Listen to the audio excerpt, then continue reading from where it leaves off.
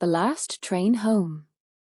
The train's whistle sliced through the crisp Chicago morning, a sound that had been Harold Thompson's heartbeat for 40 years. At 6:05, with grey hair thinning at the temples and hands calloused from decades of gripping throttle levers, Harold stood on the platform of Union Station, his worn duffel bag slung over his shoulder. The Amtrak California Zephyr gleamed under the October sun, its silver cars stretching into the distance like a promise of escape. Harold wasn't running away, not exactly. He was searching. For what? He wasn't sure. But the ache in his chest, sharp since he'd seen Lily's wedding photos on a colleague's phone 3 weeks ago, demanded movement. Harold had raised Lily alone after his wife, Marianne, died of breast cancer when Lily was 10. He'd worked double shifts as a train conductor, missing sleep to attend her school plays, saving every dime for her law school tuition.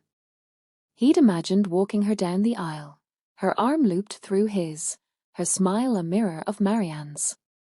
But Lily, now 32 and a rising corporate lawyer in New York, had married without a word to him. No invitation, no call, no explanation. Just a photo on social media, Lily in a white gown, radiant beside a man Harold barely knew, her new in-laws beaming. The caption read, "Our new chapter begins. Family forever." Family. Without him. The platform buzzed with travelers, but Harold felt alone as he boarded the train. He'd chosen the Zephyr for its route, Chicago to San Francisco, cutting through the heart of America. It was the same route he'd worked for decades, each stop a memory of his life with Lily. He'd planned this trip as his final ride, a way to say goodbye to the rails and, perhaps, to the farther he thought he'd been. His sleeper car, a compact roomette with a fold-down bed and a window framing the parsing world, felt like a cocoon. As the train lurched forward, Harold settled into his seat, staring at the Chicago skyline fading into the horizon. The first stop was Naperville, Illinois, where Harold had once taken Lily to a county fair. She'd been 7, clutching a cotton candy bigger than her head, laughing as he carried her on his shoulders. Now, as the train paused, Harold pictured her at 21, graduating college, promising to visit more often. She hadn't. Her calls grew shorter, her visits rarer, until they were strangers connected only by blood. By the time the Zephyr reached Galesburg, Harold's thoughts were interrupted by a knock on his roomette door. A woman, maybe 70, with silver hair and a warm smile, stood there. "Mind if I join you for a coffee in the dining car?" Ishi asked. "I saw you on the platform. You've got the look of someone with a story." Her name was Clara, a retired nurse from Omaha, traveling to visit her grandchildren in California. Over a week train coffee, she coaxed Harold's story out of him. He told her about Lily, about the wedding he wasn't invited to, about the hurt that felt like a bruise on his soul. Clara listened, her eyes kind but sharp. "Sounds like you've been carrying her dreams for so long, you forgot your own," Ishi said. "What do you want, Harold?" The question stumped him. For years, his wants had been Lily's, a good education, a safe home, a bright future. "I don't know," he admitted. "Maybe this trip will help me figure it out." Clara grinned. "Good. Trains have a way of shaking loose the truth." That evening, in the observation car, Harold met 2 more travelers, Sam, a 72-year-old former mechanic with a booming laugh, and Evelyn, a 68-year-old artist who sketched the parsing prairies in a worn notebook. They were part of a loose group of retirees on the Zephyr, calling themselves the Silver Rails Club, who traveled for the joy of it. Sam shared stories of fixing locomotives in the 70s, while Evelyn showed Harold her sketches, vivid landscapes that captured the fleeting beauty of the plains. For the first time in weeks, Harold laughed, swapping tales of his conductor days, the rhythm of the rails soothing his fractured heart. At Omaha, The train stopped long enough for passengers to stretch their legs. Harold wandered the platform, remembering a time he brought Lily here to see the locomotives up close. She'd been 12, her eyes wide with wonder. Now, as he stood by the tracks, Clara joined him, pointing to a group of retirees boarding the train.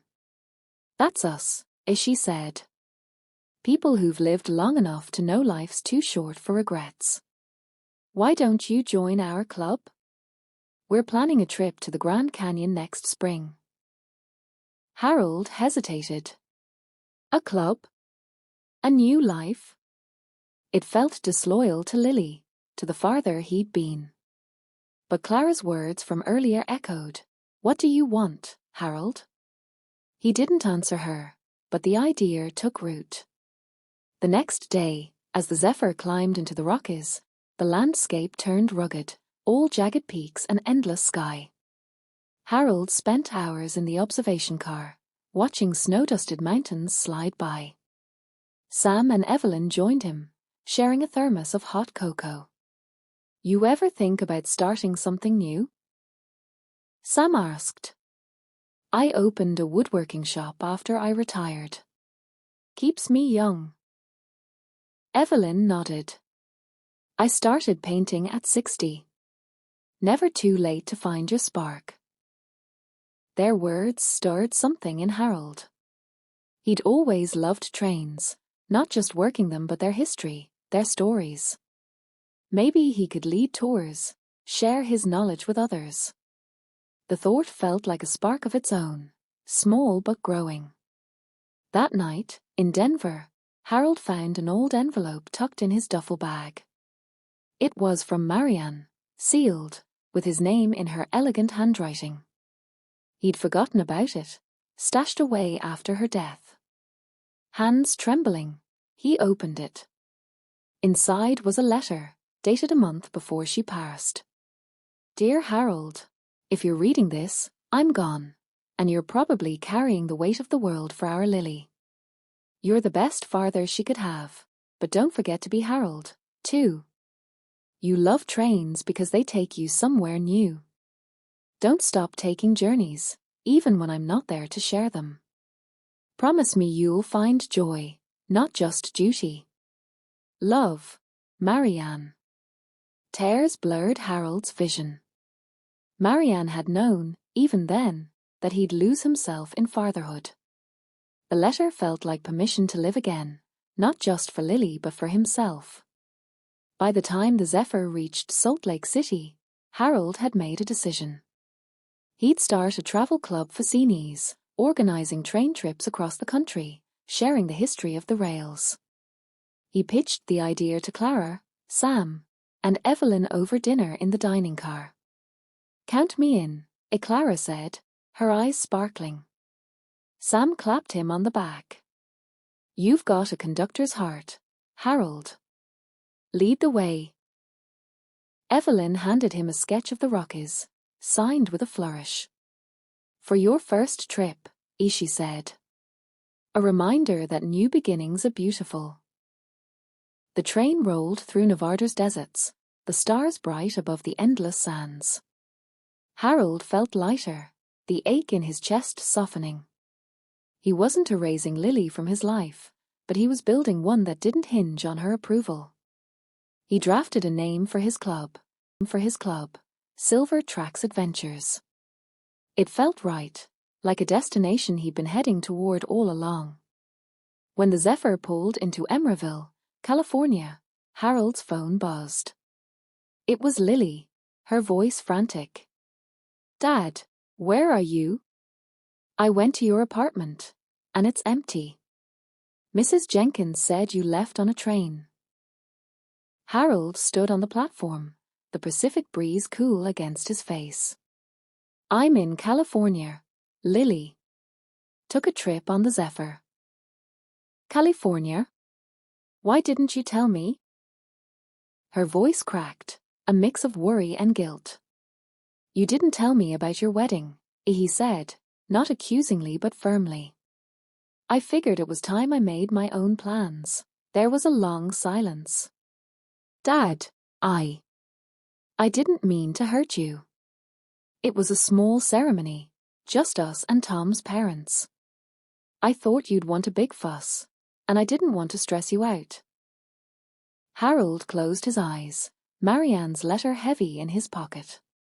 Lily, you didn't just exclude me from a party. You excluded me from your life. I've spent 30 years putting you first. I deserved to be there. I know, as she whispered, tears audible. I messed up. Can I fix this? Harold looked at the Zephyr, its cars gleaming in the morning light. He thought of Clara, Sam, Evelyn, and the new life waiting for him.